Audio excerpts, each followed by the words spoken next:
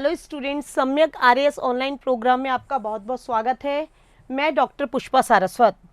चूंकि आज हम एक ऐसे विषय को चर्चा का विषय बना रहे हैं, आपको सर्वविदित है, सोशल मीडिया के माध्यम से बहुत चर्चित वर्तमान में जो परिस्थितियां चल रही हैं और वर्तमान में जो घटनाएं घटित हो रही हैं, जिस वैश्विक महामारी के हम शिकार हुए हैं और सर्वत्र एक प्रकार का अवसाद, एक प्रकार का तनाव, एक प्रकार की उलूल झुलूल बातें, एक प्रकार की ऊहापोह की स्थिति पैदा हो रही है। तो उन परिस्थितियों में एक ऐसा विषय जो आपको शारीरिक और मानसिक शांति की प्रदान कर सकता है, और उस विषय को हम बोलते हैं योगा। चूंकि ये सर्वविदित है कि आज इंटरनेशनल योगा डे है, जिसकी थीम है yoga for health, yoga at home, yoga for a well being. किस प्रकार से मनुष्य योगा को एज ए मीडिएटर, एक साधन बना करके एक ह्यूमन बीइंग के रूप में सर्वांगीण अपना विकास कर सकता है, किस प्रकार से स्वस्थ रह सकता है, किस प्रकार से अपने परिवारजनों के साथ में सहयोग संतुलन बनाते हुए उत्तरोत्तर विकास और वृद्धि की ओर बढ़ सकता है। चूंकि 2021 की थीम आपके सामने योगा फॉर वेल बीइंग है, योगा फॉर हेल्थ है, योगा एट होम है। यदि हम इसे एक संक्षिप्त इतिहास के रूप में देखते हैं, मैं बताना चाहूंगी कि ये योगा एक प्रकार का सैद्धांतिक विषय होने की अपेक्षा इसका प्रैक्टिकल रूप ज़्यादा है, और जिस प्रकार से हमारी आधारभूत आवश्यकताएं हैं, उसी प्रकार से आज जो परिस्थितियां चल रही हैं, उन परिस्थितियों में योगा को जीवन का एक पार्ट, योगा को एक सकारात्मक अभिव्यक्ति के रूप में, सकारात्मक पहलू के रूप में देखा जा रहा है। यदि हम इसके एक संक्षिप्त से इतिहास के रूप में देखते हैं, तो एक टाइटल दिया जा सकता है, योग एक सकारात्मक जीवन पद्धति, जिसमें से नकारात्मक अभिवृत्तियों का पूर्णतः विनाश हो सकता है। व्यक्ति की सोच सकारात्मक हो सकती है, उसमें किस प्रकार आशावादिता का संचार हो सकता है, किस प्रकार व्यक्ति एक प्रकार से संतुलित और संवर्धित जीवन जी सकता है। और इसी की वृद्धि को रूप में यदि हम एक संक्षिप्त से इतिहास के रूप में देखते हैं, तो सबसे पहले अंतर्राष्ट्रीय योगा दिवस के रूप में 27 सितंबर 2014 को संयुक्त राष्ट्र महासभा के जो सत्र था, उसमें हमारे माननीय प्रधानमंत्री नरेंद्र मोदी जी ने विश्व समुदाय को अंतर्राष्ट्रीय योग दिवस के रूप में मनाने का आह्वान किया था। यदि हम इसको एक इतिहास के रूप में देखते हैं, 11 दिसंबर 2014 को ये प्रस्ताव के रूप में रहा, और भारत में सर्वप्रथम 21 जून 2015 को इसको सर्वप्रथम दिल्ली के राजपथ पर मनाया गया। हम 21 जून 2016 की बात करते हैं, यूथ को इसके साथ जोड़ा गया, जो एक प्रकार की निराशा, एक प्रकार की डिप्रेशन या एक प्रकार की उन अभिवृत्तियों की ओर अग्रसर हो रहा था, जिससे ऐसा लग रहा था कि कोई रास्ता नजर नहीं आ रहा। तो किस प्रकार यूथ अपनी पूरी एनर्जी को योगा का साधन, एक मेडिसिन के रूप में अपना करके किस प्रकार से सकारात्मक जीवन जी सकता है। तो योगा फॉर जो यूथ है, यानी युवाओं को योग से जोड़ना, तत्पश्चात एज ए हेल्थ के लिए योग को जोड़ा गया। देन उसके बाद में यदि हम इसके इतिहास को और आगे की तरफ देखते हैं, तो इसका योगा फॉर हार्ट देखा गया। और यदि हम 2021 की बात करते हैं, तो 2021 में योगा को yoga for health, yoga at home और ह्यूमन बीइंग के रूप में, एक लाइफ स्टाइल के रूप में इसे देखा गया। यदि स्टूडेंट से एक बात करना चाहूंगी इंटरनेशनल योगा डे की, और आज यदि हम इस सर्वविदित एक ऐसा विषय जिसे हमें लगता था कि एक अलग थलग सैद्धांतिक विषय है, आज वर्तमान परिस्थितियों में सर्वविदित है।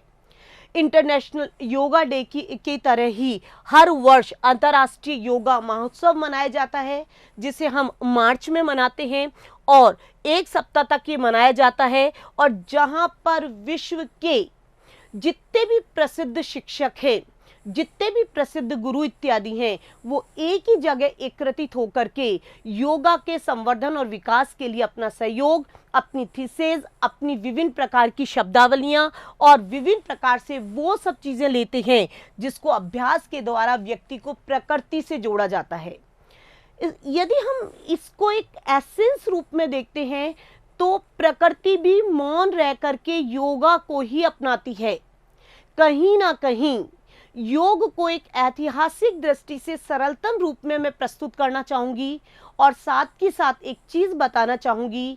आरएएस के अंतर्गत जो स्टूडेंट आरएएस में अपीयर हो रहे हैं, थर्ड पेपर की जो यूनिट सेकंड है, खेल और योगा, और चूंकि आज योगा का महत्व सर्वविदित है, अवसाद और तनाव ग्रसित व्यक्ति के लिए किस प्रकार व्यक्ति को योगा किस प्रकार से एक प्रकार से उसकी संवर्धनशील शक्ति को बढ़ा सकता है, प्राणायाम इत्यादि को अपनाकर व्यक्ति किस प्रकार अपनी श्वसन इत्यादि प्रक्रिया में संवर्धन ला सकता है।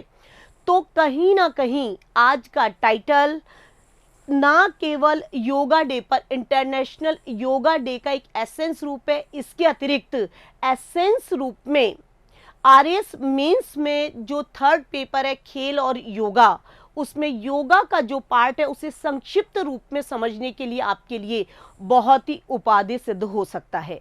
तो ऐतिहासिक दृष्टि से एक संक्षिप्त सी विवेचना बताऊंगी। युज धातु से उत्पन्न योगा, हम युज धातु से बोलते हैं, युज का मतलब होता है जोड़ना, आत्मा का परमात्मा से मिलन, शारीरिक मानसिक आध्यात्मिक भौतिक जो सर्वांगिक शक्तियां हैं उन सभी को एकत्रित करना, उन सभी को एक स्थान पर जोड़ने का प्रयास करना, उन सभी का एसेंस रूप, उनका संतुलित संवर्धित रूप ही योगा है। एक प्रकार का विश्व समुदाय को विश्व बंधुत्व का भाव दर्शाने वाला भी योगा है। अयम निज परोवेति गणना लघु चेतसाम उदार चरित्रा नाम तु वसुदेव कुटुंबकम। ये जो एक प्रकार का श्लोक है, एक प्रकार की देन है, ये कहीं ना कहीं योग की ओर संकेत करती है कि सभी विश्व समुदाय को किस प्रकार एक स्थान पर जोड़ा जा सके, किस प्रकार एक स्थान पर सभी शक्तियों का संचयन किया जा सके। तो योग जोड़ना है, आत्मा का परमात्मा से मिलन है, शारीरिक मानसिक आत्मिक आध्यात्मिक भौतिक सभी प्रकार की शक्तियों का एक ही जगह पर संचयन, एक ही जगह पर इसका समुच्चय जो है वो भी योगा है। युज धातु से उत्पन्न योग जोड़ने के अर्थ में प्रयुक्त होता है। यदि हम ऐतिहासिक दृष्टि से देखते हैं, योग दर्शन के प्रणेता पतंजलि के योग सूत्र में चित्तस्य वृत्ति निरोधः योगः, चित्त की संपूर्ण वृत्तियों का, जो चित्त में सुख दुख करुणा द्वेष ग्लानि विभिन्न प्रकार की उलूल जुलूल बातें, विभिन्न प्रकार की ऊहापोह की स्थितियां चलती रहती हैं, उन सभी वृत्तियों का निरोध, उन सभी को कंट्रोल कर देना योगा है। चित्तस्य वृत्ति निरोधः योगः। और यदि हम गीता में योग की डेफिनेशंस देखते हैं, योग है कर्मत्सु कौशलम, जो आपकी ये कर्म भूमि है और इस कर्म भूमि में किस प्रकार व्यक्ति कर्मेव कुरु कर्मत्सु कौशलम के भाव को अपनाता है, किस प्रकार कुशलता पूर्वक अपने कर्मों को करते हुए, अपनी ड्यूटीज को अपनाते हुए किस प्रकार इस लोक पर विजय अर्जित करते हुए आगे परलोक की बात करता है। कर्मत्सु कौशलम योगः कर्मत्सु कौशलम, कर्मों का कौशलता पूर्वक निर्वहन, कर्म भूमि में अपनी जो भी ड्यूटीज हैं अपने स्वधर्म का पालन ही योग है। और वेदव्यास में योगः समाधि, चूंकि चित्त की वृत्तियों का निरोध योग है और चित्त की संपूर्ण वृत्तियों का निरोध स्टूडेंट्स चूंकि समाधि की अवस्था में जाके होता है, इसलिए योग को समाधि का पर्यायवाची भी कहा जा सकता है। इस प्रकार एसेंस रूप में चित्तस्य वृत्ति निरोधः योगः, ये हमें पतंजलि के योग सूत्र में दिखाई देता है। कर्मत्सु कौशलम योगः गीता में वर्णित डेफिनेशन है। और यदि हम वेदव्यास के रूप में देखते हैं, योगः समाधि, योग को समाधि का पर्यायवाची रूप माना गया है। योग जो है एक प्रकार का समुच्चय है, एक प्रकार का संचयन है, एक प्रकार की शारीरिक मानसिक सभी प्रकार की शक्तियों का एकीकरण है, संवर्धन और विकास है, प्रकृति के साथ अपना जुड़ाव है, लोगों के साथ अपना जुड़ाव है और हमारी जो गतिविधियां हैं उन सभी का एक अभिन्न अंग है। और इतना सरलतम रूप है, यदि हम इसको अपनी जीवनचर्या का पार्ट बनाते हैं और निरंतर इसे अभ्यास में लेकर के आते हैं। बहुत सरलतम, ऐसा नहीं है कि क्लिष्ट योगाभ्यास आपको करना है, बहुत सरलतम रूप में यदि हम छोटे छोटे स्टेप से आगे की तरफ बढ़ते हैं तो क्रमशः वो आपके जीवन का एक अंग बन जाता है, जीवन का एक पार्ट बन जाता है, जिसमें हम योगा अभ्यास के एसेंस रूप में 8 प्रकार के साधन देखते हैं, जिसे अष्टांग योग कहा जा सकता है। योग दर्शन में समाधि की प्राप्ति के लिए, चित्त की वृत्ति की निरोध के लिए 8 प्रकार के साधन माने गए हैं, जिन्हें हम अष्टांग योग कहते हैं, जिसमें से प्रथम जो 5 है उनका संबंध बाह्य आचरण और शुद्धता से माना गया है, इसलिए उन्हें हम बहिरंग साधन कहते हैं। और यदि हम अंतिम 3 को देखते हैं तो उन्हें हम अंतरंग साधन कहते हैं। क्योंकि मैनी टाइप्स ऑफ योगा की हम बात करते हैं, कर्म योग, लय योग, ज्ञान योग, मंत्र योग, भक्ति योग, इसी प्रकार हठ योग, राजयोग। आप किसी प्रकार का टेंशन ना लेते हुए जिसको जो मार्ग सुलभ होता है, जो जिस मार्ग को अपना सकता है, वो सभी योग के मार्ग है। हम कर्म मार्ग को अपना सकते हैं, भक्ति योग को अपना सकते हैं। थोड़ा सा रिकॉल कराना चाहूंगी, जो नवधा भक्ति की बात की गई है रामानुज के दर्शन में और गीता में, जो नवधा भक्ति की बात की गई है, 4 प्रकार के भक्त की बात की गई है, वो कहीं ना कहीं आपके भक्ति योग की ओर संकेत करता है। हठ योग है विभिन्न प्रकार की नाड़ियों को जागृत करना, लय योग है, योगियों में जो भी हम देखते हैं ये कहीं ना कहीं योग के विभिन्न पार्ट्स नजर आते हैं। तो भक्ति योग के रूप में, लय योग के रूप में, हठ योग के रूप में, कर्म योग के रूप में विभिन्न प्रकार के मैनी टाइप्स ऑफ योगा, हमें योगा के विभिन्न प्रकार दिखाई देते हैं। तो स्टूडेंट्स, कर्म योग, लय योग, ज्ञान योग, मंत्र योग, भक्ति योग, हठ योग और राजयोग, ये विभिन्न प्रकार के योगा के पार्ट्स हैं। जिसको जो मार्ग सुलभ हो, जो जिसको सरलतम रूप में अपना सकता है, जो इसे अपने जीवन का अभिन्न पार्ट बना सकता है, वो उसी मार्ग पर चल करके उसको सुचारू रूप से संचालित कर सकता है। तो हम एसेंस रूप में अष्टांग योग की जो बात कर रहे हैं, जिन्हें हम अष्टांगिक योग के रूप में अष्टांग योग कहते हैं, जिसके प्रथम जो 5 साधन हैं वो बहिरंग साधन है। और यहाँ इस टाइटल को खोलना चाहूंगी, इनको बहिरंग साधन क्यों कहते हैं? बाह्य आचरण और शुद्धता से संबंधित होने के कारण प्रथम 5 का संबंध बहिरंग साधन से है और लास्ट के जो 3 हैं जिनका संबंध धारणा, ध्यान और समाधि के रूप में आंतरिक आचरण और शुद्धता से माना गया है, इसलिए इन तीनों के मिश्रण को हम अंतरंग साधन कहते हैं। यम, नियम, आसन, प्राणायाम, प्रत्याहार, धारणा, ध्यान और समाधि। यम, नियम, आसन, प्राणायाम, प्रत्याहार, ये 5 और उसके बाद में धारणा, ध्यान और समाधि। इस प्रकार से योग दर्शन में अष्टांगिक योग की बात जो की गई है, अष्टांग योग की बात जो की गई है, यम, नियम, आसन, प्राणायाम, प्रत्याहार, धारणा, ध्यान और समाधि, प्रथम 5 जहां बहिरंग साधन कहलाते हैं और अंतिम 3 अंतरंग साधन कहलाते हैं। यदि हम इस टाइटल को खोलते हैं और एक एक स्टेप पर जाते हैं तो हमें ऐसा लगता है जो पूरा सदाचार है, जो पूरा एक प्रकार का, जिसे हम कह सकते हैं एक प्रकार का सद्गुणमय जो जीवन है, वो पूरा योग का ही मिश्रण है। एक प्रकार का अनुशासन, एक प्रकार का डिसिप्लिन, एक प्रकार की लाइफ स्टाइल, एक प्रकार का सकारात्मक मार्ग, ये कहीं ना कहीं योग दर्शन की ओर दृष्टिपात कराता है।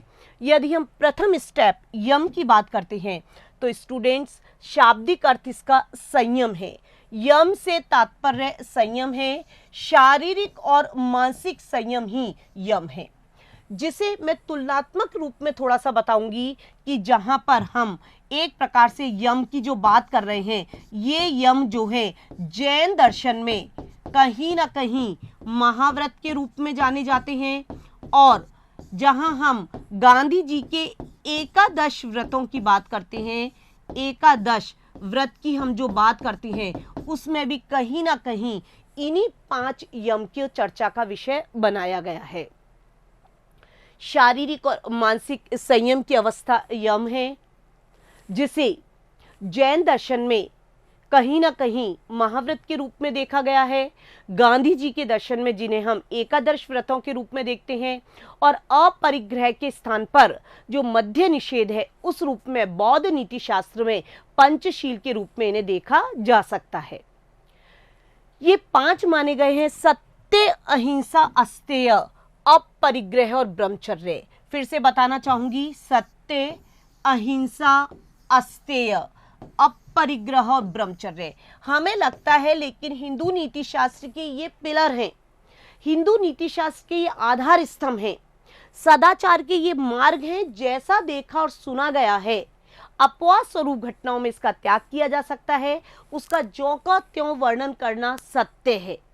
मन, वचन और कर्म से किसी भी प्राणी को चोट ना पहुंचाना, जहां अहिंसा है। बलात् किसी की वस्तु पर अधिकार मत जमाइए, आवश्यकता से अधिक संग्रह मत कीजिए, और इंद्रिय संयम। वर्तमान परिस्थितियों में जो हमें रोज न्यूज़पेपर में विभिन्न प्रकार की विषम घटनाएं सुनने को मिल रही हैं, विभिन्न प्रकार की व्यभिचार इत्यादि की घटनाएं सुनने को मिल रही हैं, तो कहीं ना कहीं ब्रह्मचर्य का जो पाठ है वो कहीं ना कहीं आज वर्तमान में बहुत ही उपादेय सिद्ध होता है।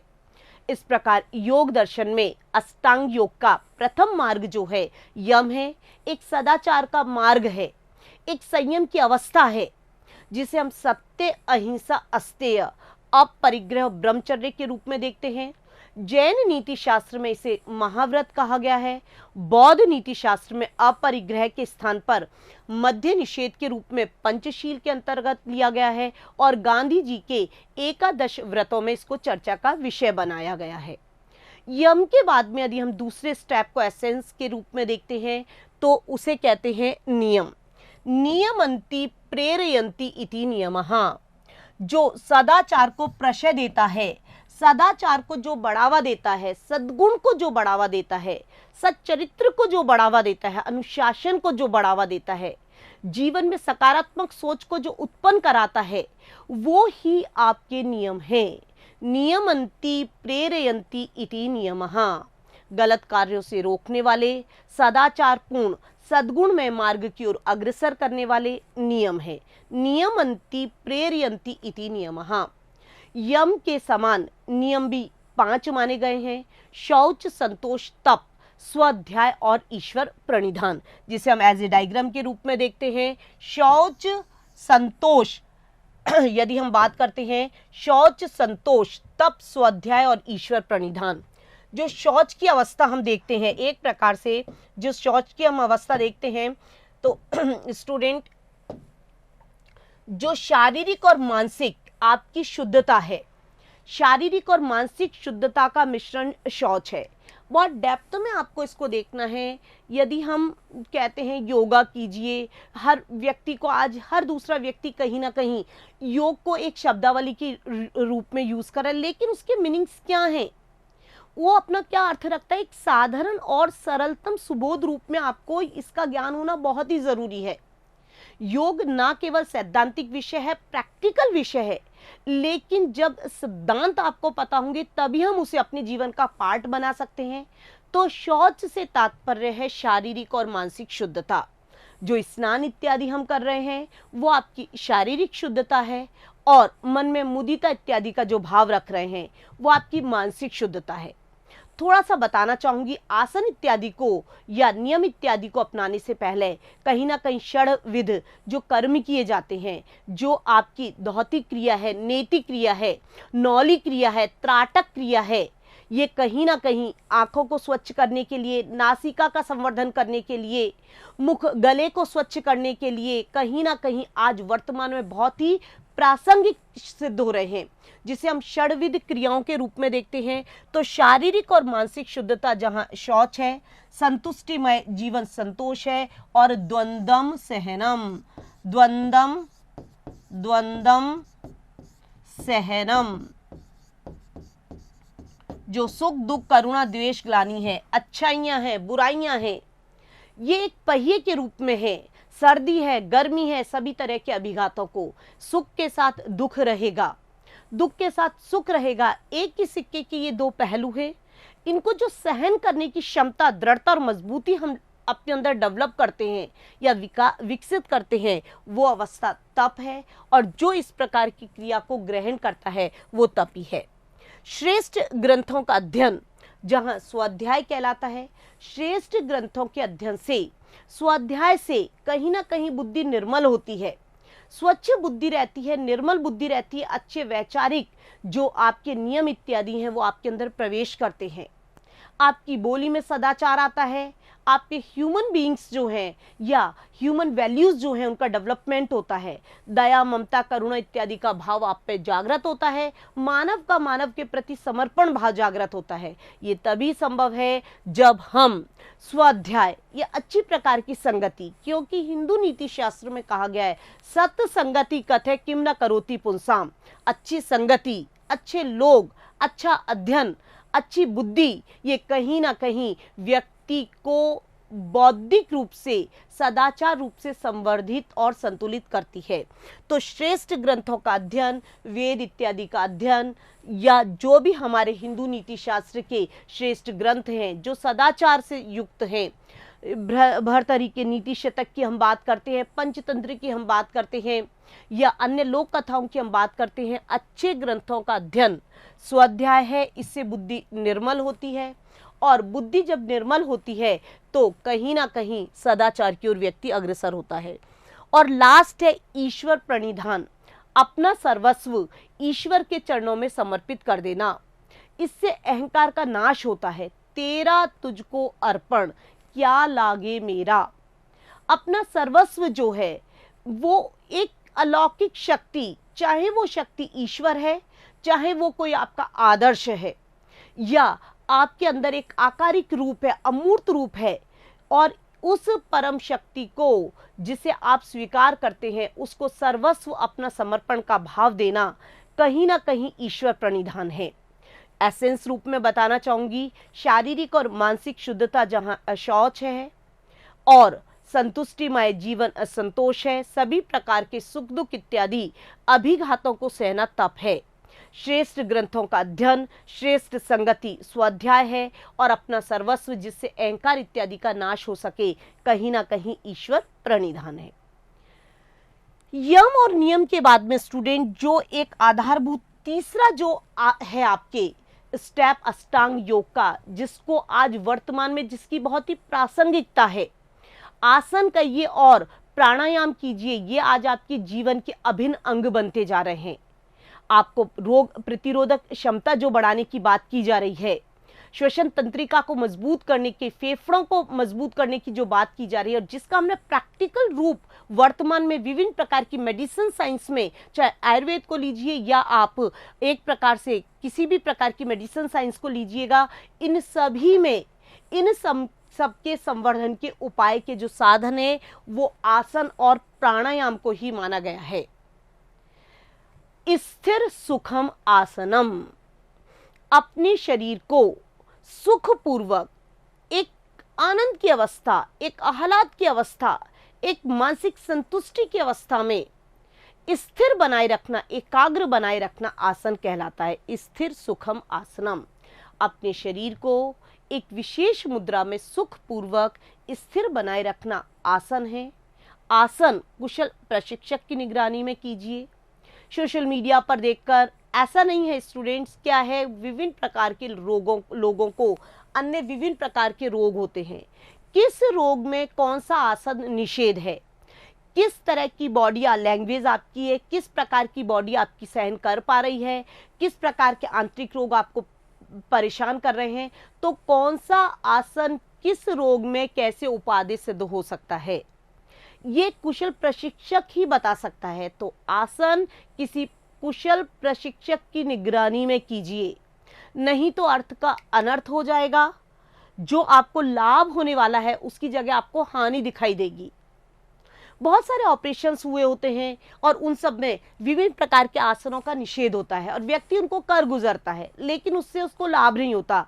इसलिए कहा गया है आसन हमेशा कुशल प्रशिक्षक की निगरानी में कीजिए और अपने शरीर को एक विशेष प्रकार की सुखपूर्वक एक विशेष मुद्रा में बनाए रखना आपके आसन कहलाता है।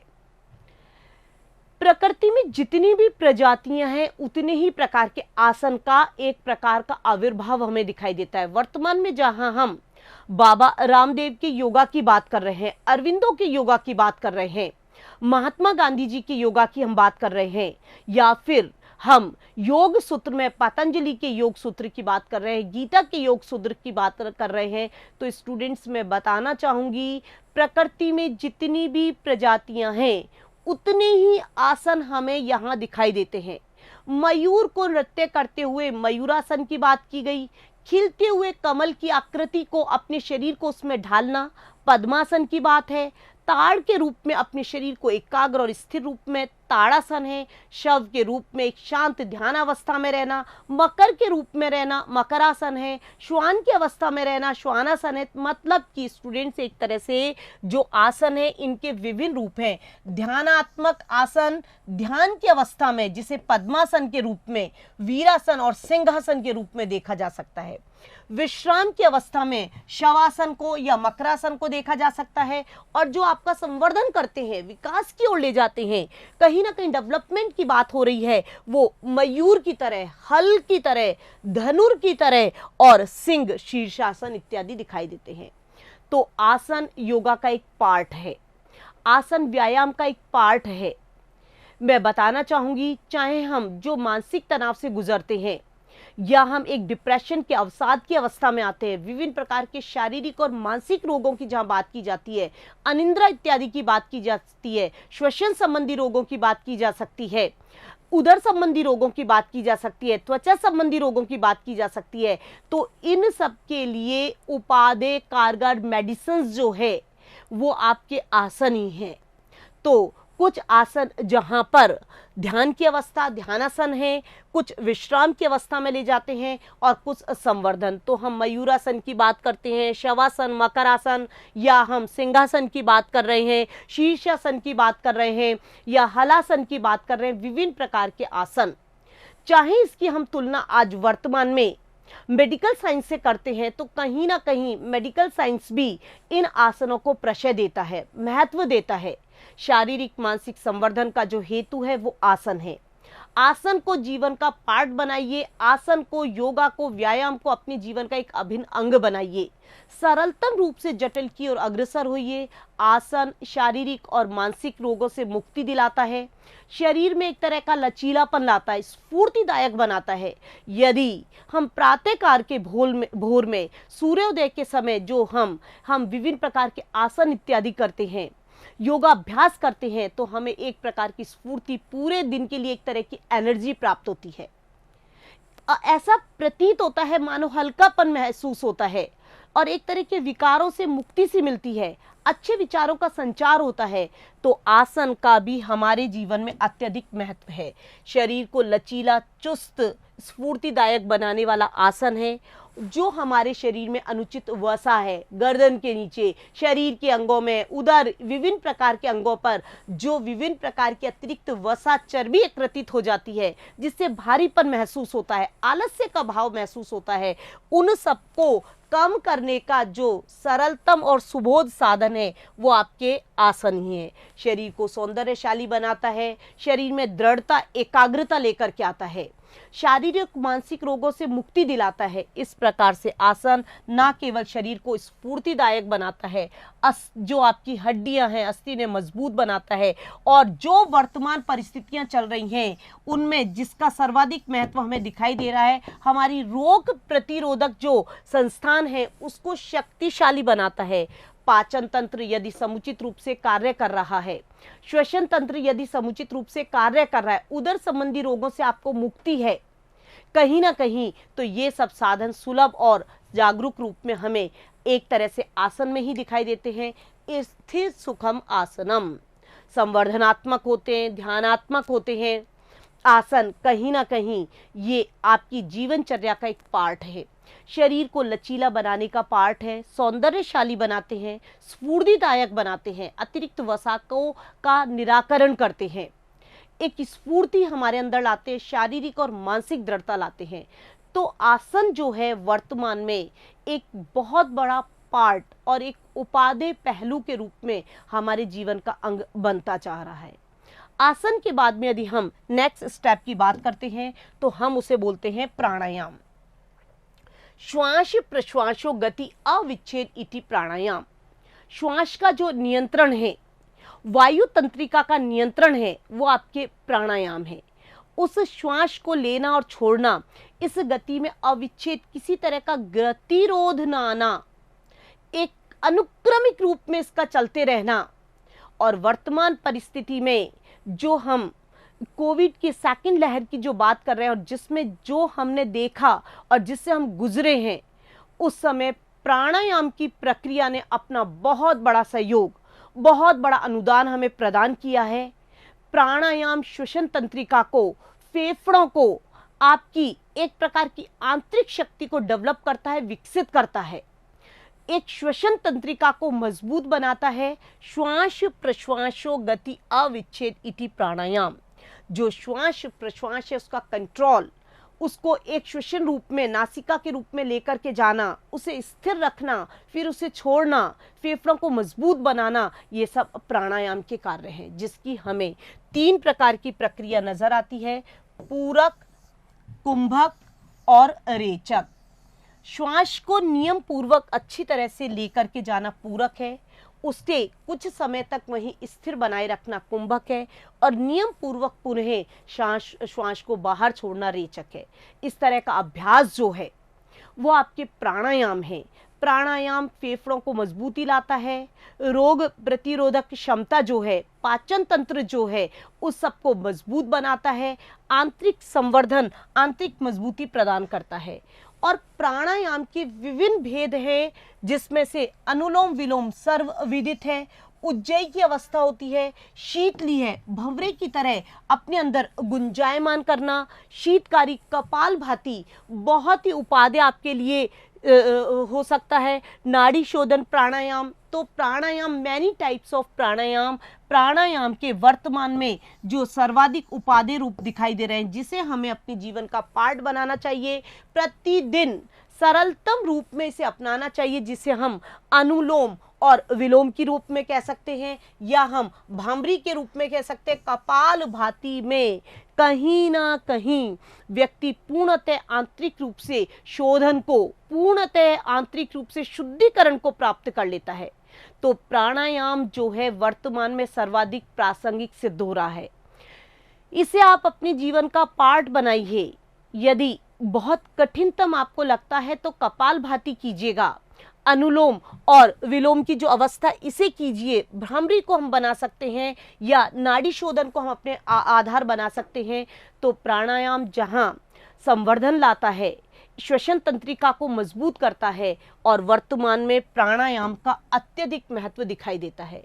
यदि हम आज जिस वैश्विक महामारी का सामना कर रहे हैं और अपने आप को इस, जिसे बोल रहे हैं, प्रत्येक के विरुद्ध जो संघर्ष की अवस्था जो आपके सामने है, आप अपने आप को कैसे बना रहे हैं, शारीरिक और मानसिक रूप से कैसे मजबूत, और विषम परिस्थितियों का आप कैसे सामना कर पा रहे हैं, इन सबके लाभ प्राणायाम में ही नजर आते हैं। शरीर की श्वसन क्रियाओं पर नियंत्रण करता है, फेफड़ों की क्रियाओं में, जिस आज वर्तमान में ये सर्वाधिक प्रासंगिक नजर आ रहा है, प्रतिरोधक शक्ति को प्राणायाम का अभ्यास बढ़ाता है, आपके तनाव को कम करता है, मांसपेशियों को संवर्धित और संतुलित करता है। पूरक, कुंभक और रेचक के रूप में इसके 3 पार्ट हमें दिखाई देते हैं। स्टूडेंट्स, फिर कहना चाहूंगी, आसन और प्राणायाम योगा के वे पार्ट हैं जिनका वर्तमान परिस्थिति में अत्यधिक उपयोगिता है। ये सकारात्मक जीवन पद्धति की ओर ले जाते हैं, सकारात्मक सोच की ओर लेके जाते हैं, क्योंकि जो आसन है कहीं ना कहीं शरीर में लचीलापन लेकर के आते हैं। स्फूर्ति लेकर के आते हैं, सौंदर्यशाली बनाते हैं, अतिरिक्त वसा जो है उसको हटाते हैं और विभिन्न रोगों से मुक्ति दिलाते हैं। वहीं प्राणायाम फेफड़ों में मजबूती लेकर के आता है, जिससे हम प्रतिरोधक जो क्षमता है उसको, उस तंत्र को मजबूत करता है। और प्राणायाम को करने के बाद आंतरिक जो शांति हमें प्राप्त होती है उससे हमारा तनाव कम होता है। तो प्राणायाम को अपने जीवन का अभिन्न अंग बनाइए, आधार बनाइए। ये 5 प्रकार के बहिरंग साधन हैं। बाह्य आचरण शुद्धता से संबंधित होने के कारण इन प्रथम 5 को एसेंस रूप में फिर बताना चाहूंगी। यम, नियम, आसन, प्राणायाम और ये प्रत्याहार, ये 5 जो साधन हैं ये बहिरंग साधन हैं। आत्म नियंत्रण की अवस्था प्रत्याहार है। इंद्रियों को उनके विषयों से हटाना, इंद्रियां जो उनके विषयों की ओर आकर्षित हो रही है, आंख अच्छे से अच्छा देखना चाहती है, जीभ अच्छे से अच्छा चखना चाहती है, नासिका सूंघना चाहती है, कान सुनना, तो इनको इनके विषयों से हटाकर अपने अंदर केंद्रित करना। आपनोति जानाति वा, अपना मनन अपने आप में इंटरनल, यदि शारीरिक और बाह्य रूप यदि हमें नजर आता है तो आंतरिक शक्तियां भी हैं, शारीरिक अवस्था है तो मानसिक अवस्था भी है। तो उसको जागृत करना, उस पर अपना नियंत्रण रखना, मन के हारे हार है, मन के जीते जीत, मन का नियंत्रण, मन के कंट्रोल में शरीर को रखना प्रत्याहार है। तो इंद्रियां जो विभिन्न विषयों की ओर आकर्षित होती हैं उन्हें उनके विषयों से हटा करके मन पर केंद्रीभूत कर देना आपके प्रत्याहार है। प्रथम जो 5 बहिरंग साधन है, इसके अतिरिक्त 3 अंतरंग साधन भी माने जा सकते हैं, धारणा, ध्यान और समाधि। जिसमें से हम धारणा की बात करते हैं तो देशबंद चित्तस्य धारणा, मेडिटेशन की अवस्था जो है एक प्रकार के देशबंद चित्तस्य धारणा, यानी कि अपने चित्त को, अपने मन को किसी एक सकारात्मक विषय पर, किसी एक सकारात्मक पहलू पर केंद्रीभूत कर देना धारणा है। धारणा के विभिन्न विषय बताए जा सकते हैं कि सूर्य पर, या फिर आप किसी यानी ईश्वर, किसी मूर्ति, किसी पुस्तक पर, कोई भी विषय आपका चुनाव कर लीजिए। मैं आपको इसका प्रैक्टिकल रूप बताना चाहूंगी। अपने जीवन में जो ह्यूमन वैल्यूज हैं उसमें से मुझे उसका उपकार करना है, वो भी आपकी धारणा का विषय हो सकता है। उसमें भटकाव नहीं होना चाहिए, उसके लिए परोपकार करना, उसके प्रति दया, ममता इत्यादि का भाव दिखाना। तो देशबंध चित्तस्य धारणा, अपने चित्त को किसी एक विषय पर लगा देना, भटकाव को हटाना, केंद्रीभूत कर देना, अपने अंदर शक्तियों को जागृत कर देना, एक तरह से धारणा है। और चुने हुए विषय पर ही तत्र एक तानता ध्यानम, तैलवत जो तेल की तरह धारा जो है उसकी तरह अपने जीवन को पूर्णतः एकाग्र कर देना, बार बार उसी की तरफ मनन। एक प्रैक्टिकल साइंस के रूप में उदाहरण देना चाहूंगी। यदि हम अपने जीवन का एक लक्ष्य लेते हैं, स्टूडेंट्स की बात करना चाह रही हूँ, उसमें भटकाव नहीं होना चाहिए। एक बार विषय का चयन करने के बाद बार बार उसमें बदलने की जरूरत नहीं है, और आपको बार बार उस अनुवृत्तियों को लेकर के आना है, बार बार उसमें अभिप्रेरित होना है, बार बार अपने आप को उसमें लगाना है। धीरे धीरे वो आपके जीवन का पार्ट हो जाएगा। हमें जीके पढ़ते हुए आलस्य आता है, न्यूज़पेपर्स पढ़ते हुए आलस्य आता है, 1 दिन 2 दिन 3 दिन, चौथे दिन वो आपके जीवन का पार्ट बन जाता है। तत्र एक तानता ध्यानम, उस सकारात्मक चुने हुए विषय पर अपनी संपूर्ण वृत्तियों को लगा देना, अपने संपूर्ण चित्त को लगा देना, अपनी संपूर्ण शक्तियों को उस पर अभिप्रेरित कर देना ध्यान की अवस्था है। और निर्भास शून्यम स्वस्वरूपम अवस्थितम इति समाधि, आभास से रहित अपने मूल स्वरूप आत्म चेतना की अवस्था, स्वचेतना विज्ञान जो अंतरतम है, अंदर की जो शक्तियां हैं जिससे आप में कॉन्फिडेंस का डेवलपमेंट होता है, विकास होता है, उसमें आप एक आकार को अपने अंतरतम में लेते हैं, उसकी ओर अपने आप को केंद्रीभूत कर देना समाधि की अवस्था है। इसके 2 रूप होते हैं समाधि के, एक तो संप्रज्ञात और एक होता है असंप्रज्ञात। संप्रज्ञात और एक आपकी असंप्रज्ञात जो होती है। दो तरह की समाधि की हमें अवस्था नजर आती है। संप्रज्ञात में जहाँ ज्ञाता ज्ञ और जो ध्याता ध्येय उसका भेद बना रहता है, और असंप्रज्ञात में आकर सभी भेद समाप्त हो जाते हैं, जिसे हम भव प्रत्यय और उपाय प्रत्यय के रूप में देखते हैं। तो समाधि जो है एक प्रकार का आपका लक्ष्य है, एक प्रकार का आपकी जीवन पद्धति है। आप किसी भी विषय का चयन कर रहे हैं, अपने जीवन में किसी को लक्ष्य के रूप में साध रहे स्टूडेंट्स, तो उस लक्ष्य के प्रति पूर्णतः जो आपका योगा समर्पण का भाव है वो समाधि है। संप्रज्ञात में जहां जीवन की शारीरिक और बाह्य रूप बना रहता है, असंप्रज्ञात में आकर ये पूर्णतः समाप्त हो जाता है, और ज्ञाता ज्ञ और ध्याता ध्येय का भेद जहां पर समाप्त हो जाता है। समय के अभाव के कारण एक एसेंस रूप में मैंने अष्टांग योग की चर्चा की है। यम, नियम, आसन, प्राणायाम, प्रत्याहार, धारणा, ध्यान, समाधि। प्रथम 5 का संबंध जहां बहिरंग से है, अंतिम 3 अंतरंग कहलाते हैं। इन्हें हम अष्टांग योग कहते हैं। योग एक सकारात्मक जीवन पद्धति है। इंटरनेशनल योगा डे की हम बात करते हैं। योगा को योगा एट होम अपनी फैमिली के साथ ह्यूमन बीइंग के रूप में अपने आप को संवर्धित, संतुलित बनाए, अपने आप को शारीरिक और मानसिक रोगों से मुक्ति के लिए, तनावग्रस्त रहने के लिए, प्रकृति से सामीप्य, सूर्योदय के समय प्रकृति से अपना मेल मिलाप कीजिए, प्रकृति को निहारने की कोशिश कीजिए, उससे संपर्क म्यूजिक के रूप में। यानी कि यदि मैं इसके एक पहलू की बात करती हूँ, आयुर्वेद 4 तत्वों की बात करता है, आहार, विहार, आचार और विचार। इन चारों को अपना करके भी व्यक्ति तनाव मुक्त रह सकता है। योगाभ्यास करके विभिन्न प्रकार के रोग, शारीरिक और मानसिक रोगों से मुक्ति प्राप्त कर सकता है। अनिद्रा इत्यादि रोगों से बचा जा सकता है, और अवसाद की स्थिति से बचा जा सकता है। उसकी सोच सकारात्मक हो सकती है, आशावाद का उसमें संचार हो सकता है, और चुनौतियों का वो डटकर मुकाबला कर सकता है, और जीवन की जो आने वाली चुनौतियां हैं उनका वो सामना करता है।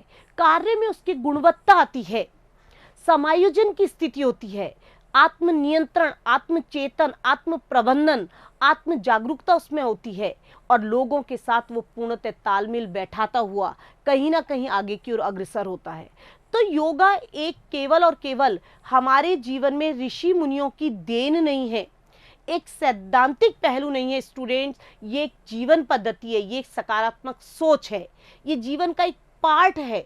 यदि हम इसमें से कुछ भी सरलतम रूप को अपने जीवन का अभ्यास के रूप में अपनाते हैं, चाहे आप टहलिए, योगाभ्यास कीजिए, या आप सूर्य नमस्कार कीजिए, प्राणायाम की विधियों को अपनाइए, या आप कोई से भी सरलतम आसन को अपनाइए, या आप जो भी योगा के रूप में कसरत इत्यादि करते हैं, या आप उसके आधुनिक रूप एरोबिक्स इत्यादि की बात कर रहे हैं, जहां पर शीतलीकरण की अवस्था योगा है, वहीं पर रक्त संचार एरोबिक्स है।